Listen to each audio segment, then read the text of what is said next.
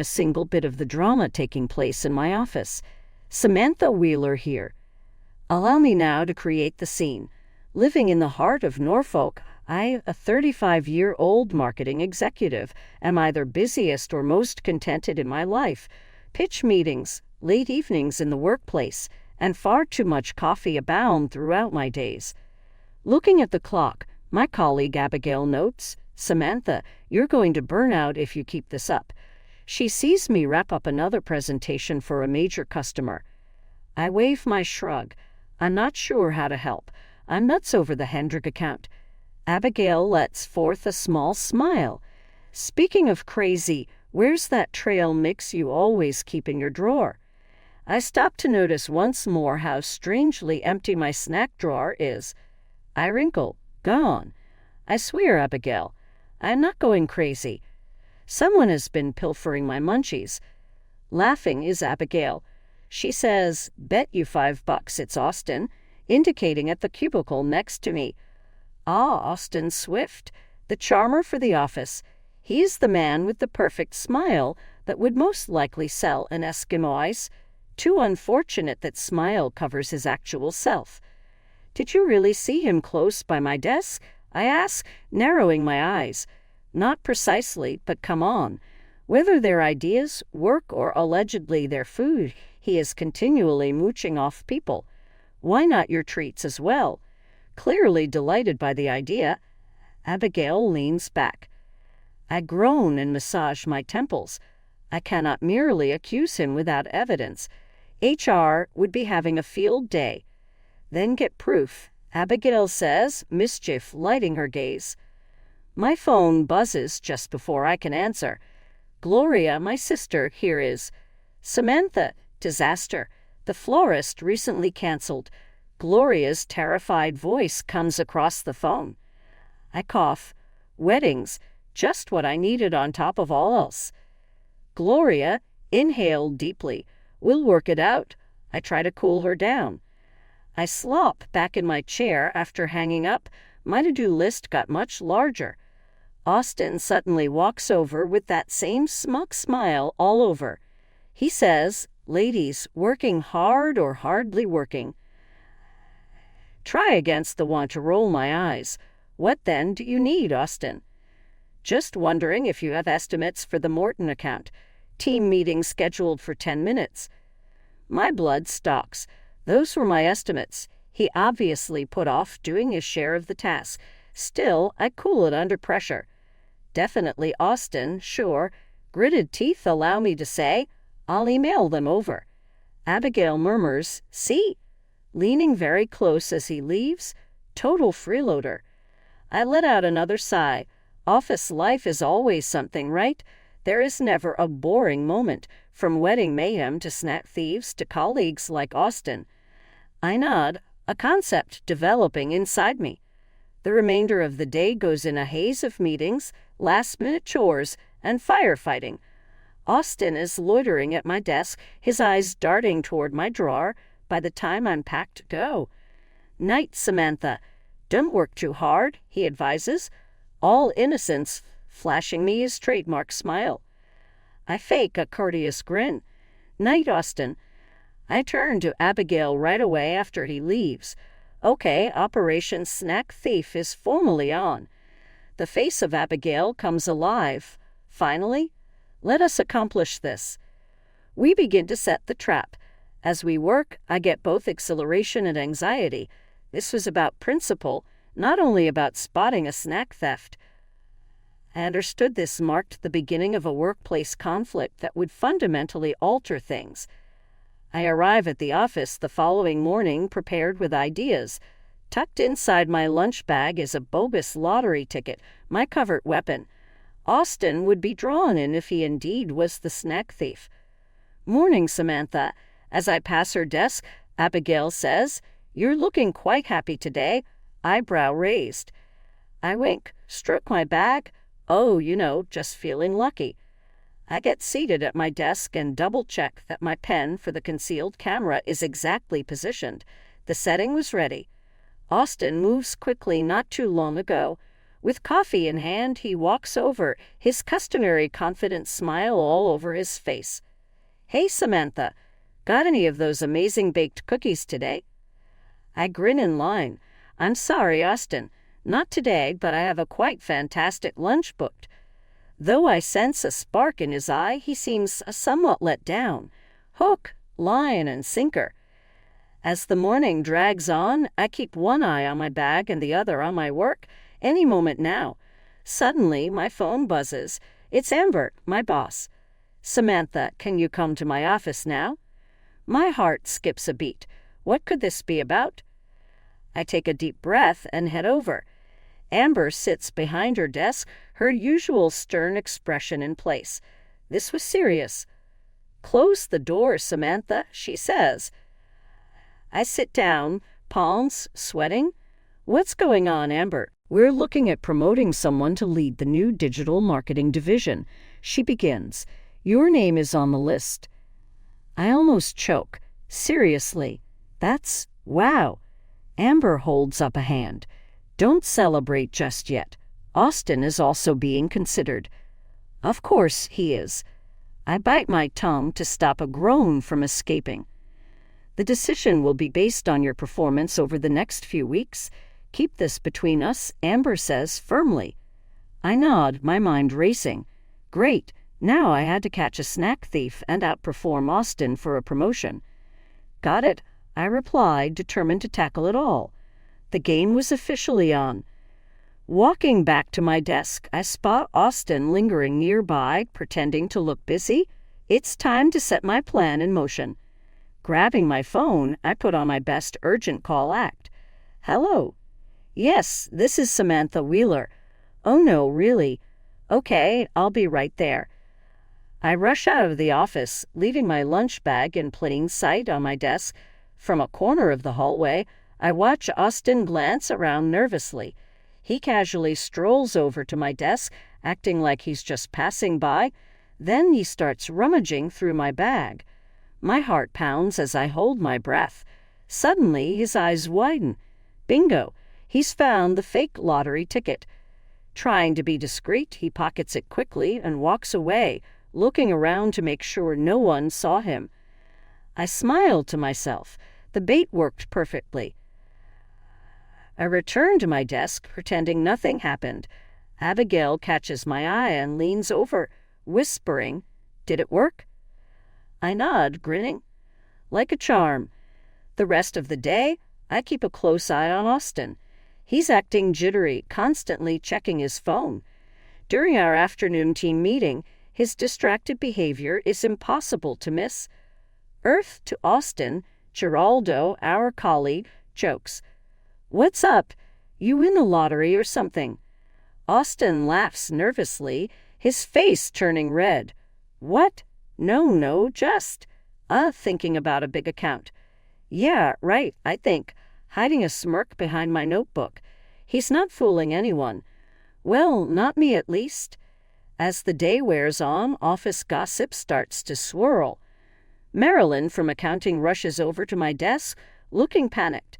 "Did you hear?" she whispers. "They're saying Wheeler's account is pulling out. There might be layoffs." My stomach sinks. Wheeler's account is one of our biggest clients. If the rumors are true, the stakes for this promotion just got a lot higher. "Are you sure?" I ask, trying to keep calm. "That's a massive account." Marilyn nods grimly. Straight from finance, things are about to get messy. As I finish up my work and pack my things, Austin approaches. He's practically buzzing with excitement, trying to act casual, but failing miserably. "Hey, Samantha," he says with a grin. "Crazy day, huh?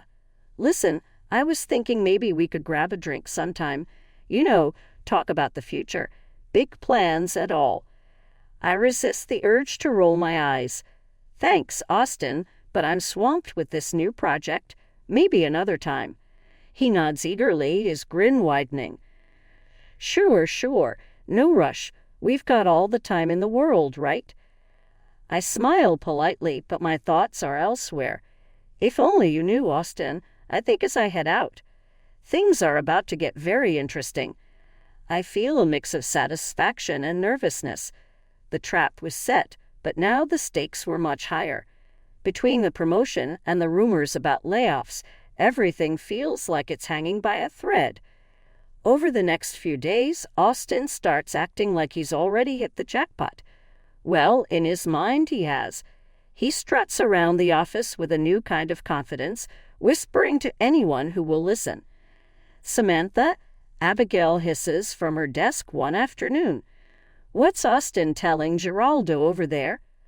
I lean in, trying to catch what he's saying. His voice carries just enough for me to hear him say, "Just waiting for the funds to clear. Then I'm out of here." I couldn't believe my ears.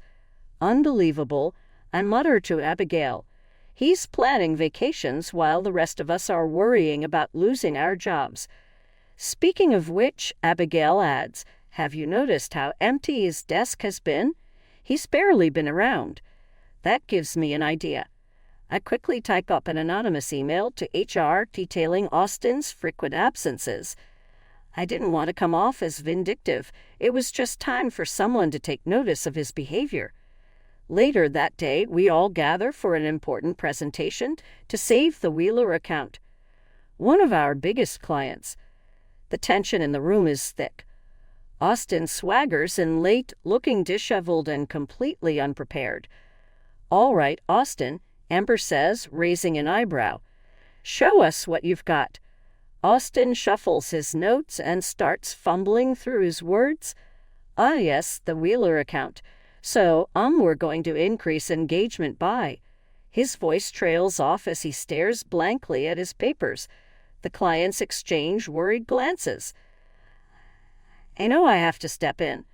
"Perhaps we should take a short break," I say smoothly. "I have some additional materials that might interest everyone." As the group leaves the room, I grab Austin's arm.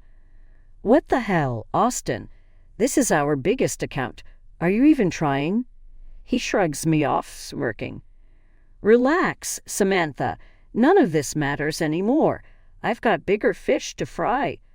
I'm fuming, but there's no time to argue. When we reconvene, I take charge of the presentation. I give it everything I have: clear slides, strong data, and a compelling vision for the account's future. By the end, the clients are nodding enthusiastically, and Amber's expression softens into approval. "Excellent work, Samantha," she says. Then she turns to Austin. "Austin, a word in my office, please." As they leave, Geraldo approaches me, looking embarrassed. "Hey, Samantha, this is kind of awkward, but could I borrow $1,800? Austin promised to pay me back double once his big windfall comes through." I stare at him, speechless for a moment. Austin's lies are spreading fast, but now the truth is unraveling even faster. This was far from over. I stare at Geraldo, completely stunned. "Wait, how much did you give him?" He shifts uncomfortably, avoiding my eyes. "About $2,000, he mutters. "But it's fine."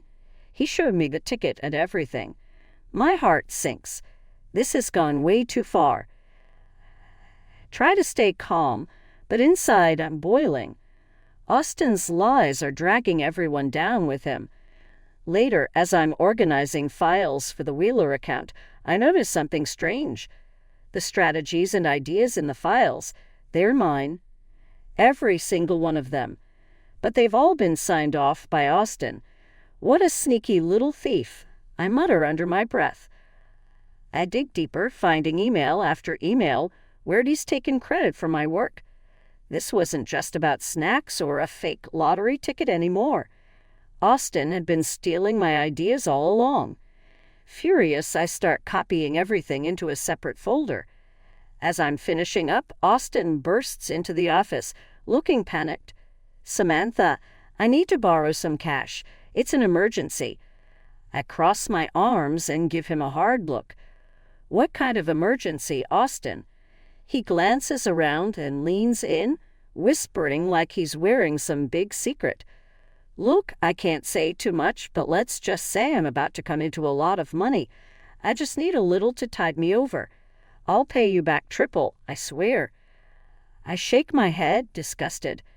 Sorry, Austin, I'm not a bank and I don't hand out loans. His face twists in frustration as he storms off, muttering something under his breath. I turn back to my computer, my resolve hardening. Enough is enough. Austin's lies, his theft, and his freeloading end now.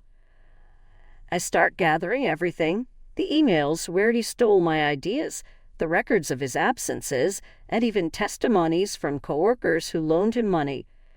Piece by piece, I build a solid case. Austin's house of cards is about to collapse, and I'm going to be the one to push it over. The next day, the office buzzes with chatter as Austin walks in like he owns the place. He's wearing a suit that probably costs more than my rent. He claps his hands together and smirks. Gather round, peasants, he announces loudly. Your golden boy is moving on to greener pastures. I exchange a baffled look with Abigail, who mouths, what the hell? Austin grins like a Cheshire cat, basking in everyone's attention. That's right, folks, I've hit the jackpot. No more late nights, no more deadlines, no more Amber breathing down my neck. I'm leaving this dump behind. Amber emerges from her office, her face thunderous. Austin, what's the meaning of this?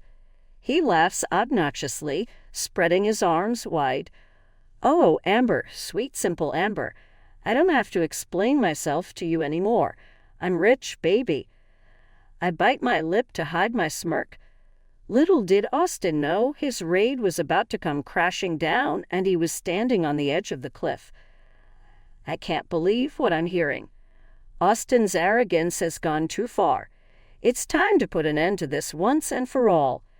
Actually, Austin, I say, stepping forward, my voice steady but firm. I think you do need to explain yourself. The room falls silent as I pull out a folder and hand it to Amber. This contains evidence of Austin's theft of intellectual property, fraudulent reports, and manipulation of company resources. I say clearly. Austin's smug grin vanishes, replaced by panic. WBI. What? That's ridiculous. You're just jealous of my success. Success. I scoff, holding up a printout of the fake lottery ticket. You mean this? Hate to break it to you, Austin, but your so-called jackpot is as fake as your work ethic. The office erupts into chaos. Geraldo, red-faced with fury, lunges at Austin, shouting about the money he's owed. Others chime in, demanding explanations for their own grievances. It's a storm of voices and accusations. Security, Amber yells, her voice cutting through the noise. Escort Mr. Swift out of the building. Austin struggles as security guards appear, still protesting his innocence. This is a setup.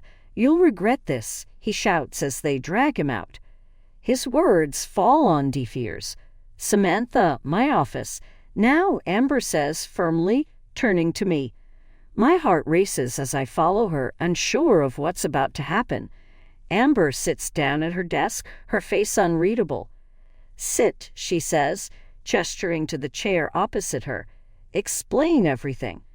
I take a deep breath and recount the entire story, from the stolen snacks to the fake lottery ticket and Austin's escalating behavior. As I speak, Amber listens intently. Her expression shifts from disbelief to anger, and then to something I can only describe as admiration. Well, Samantha, she says at last, her tone measured. I must say, I'm impressed, not with your methods, mind you, but with your initiative and dedication to this company. I brace myself, expecting a reprimand. But, Amber continues, a small smile playing on her lips. It's exactly why I'm offering you Austin's position, effective immediately. I stare at her, stunned. Really? I mean, thank you, Amber, I say, overwhelmed. I won't let you down. Over the next few weeks, the office undergoes a transformation. Implement new policies focused on transparency, teamwork, and accountability. Slowly but surely, morale improves, and the team thrives. We land 3 major new accounts, and the energy in the office is the best it's been in years. As for Austin, his downfall is nothing short of spectacular. News trickles in that he tried to claim his lottery winnings, only be laughed out of the lottery office when they revealed his ticket was fake.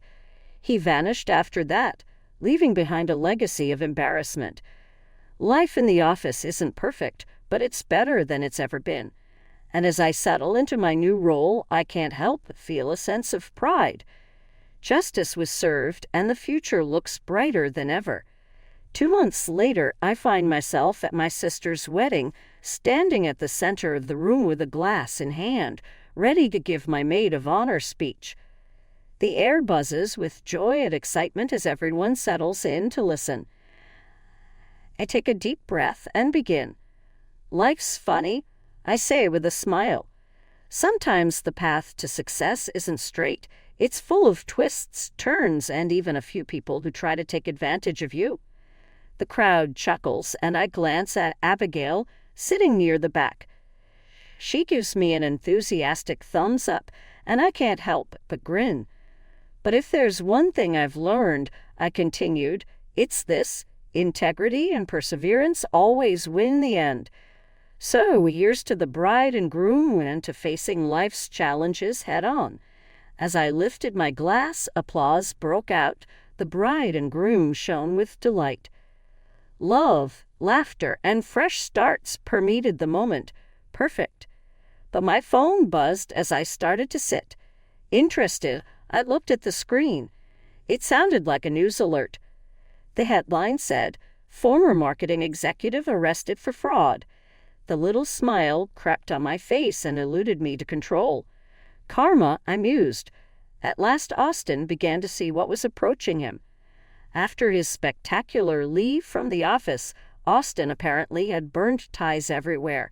He had so misled so many people that at last his falsehoods caught up with him.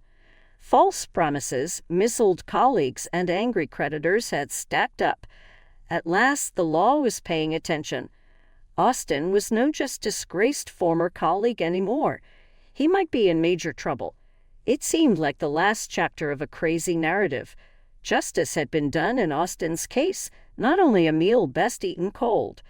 This was a full-course dinner. I nearly laughed out loud thinking about him trying to defend himself in court. But a question caught me as I sat there. Would I have behaved differently if I could go back and relive those events? Would I have let Austin dig his own tomb as I did, or revealed his deceit right away? Was my method legitimate, or did I stray ethically anywhere along the road? I choose to ask my group this question. In my shoes, what would you have done? I questioned. Would you have confronted Austin right away, or let him pull his own lies apart like I did?